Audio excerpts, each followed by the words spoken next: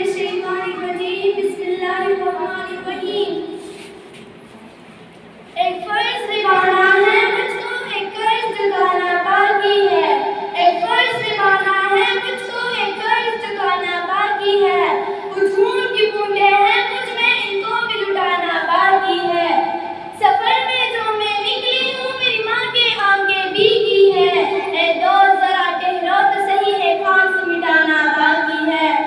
جناب صدر محترمہ اساتذہ کرام اور میرے ہم مکتب ساتھیوں السلام علیکم وعلیکم السلام آج مجھے جس موضوع پر لبی گشائی کا موقع ملا ہے وہ ہے یوم دفاع پاکستان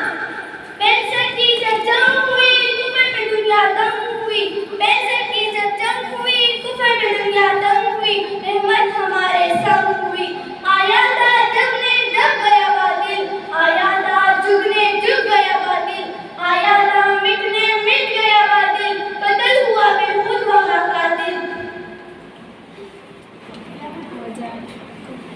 ہو جائے